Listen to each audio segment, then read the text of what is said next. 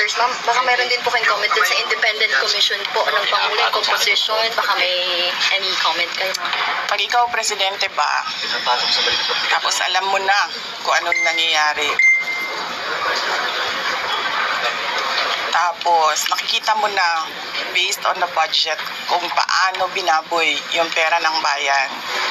Mag-aantay ka pa ba ng komisyon o ng truth commission o ng kung anong komisyon yan? Actionan mo kasi kaagad dapat yan eh. Unang-una, sinabi ko na noon, nag-appoint siya, nagpumili siya ng speaker na involved sa bribery nakalagay sa isang kaso doon sa Amerika. Klarong-klaro na doon nakita na involved siya sa racketeering and sa bribery. So, ikaw ba, presidente ka ba, ilalagay mo ba yung ganyang klaseng speaker? Siyempre, hindi na, di ba? So, anong nangyari sa budget natin? Na-racketeering din yung budget natin.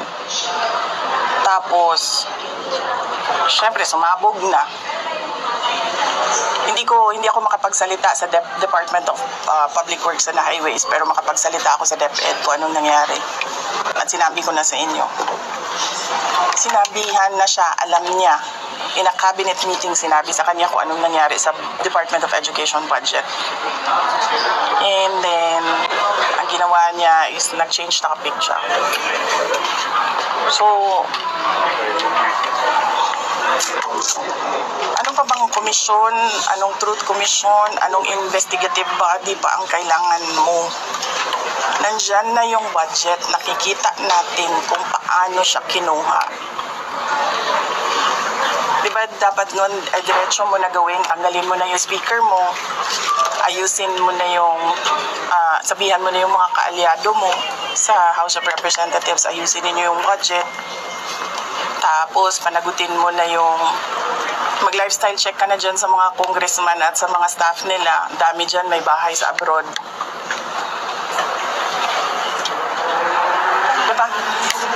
Masyado siyang hindi niya alam kung anong gagawin at masyado siyang mabagal gumalaw. Nagmamadali ang Pilipinas eh. Pero alam niya lahat to, ma'am.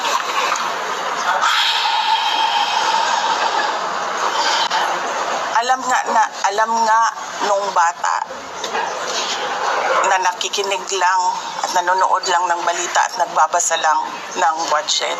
Presidente pa, hindi niya alam. Pero ma'am, di ba too late na po ba yung ginawa ni BBM? And of course, dapat po ba talagang kasuhan na si Speaker and si Sandy po sa mga ginawa niya? Actually, hindi na nga siya too late eh. Nothing na nga siya eh. Nothingness na ang ginagawa ngayon.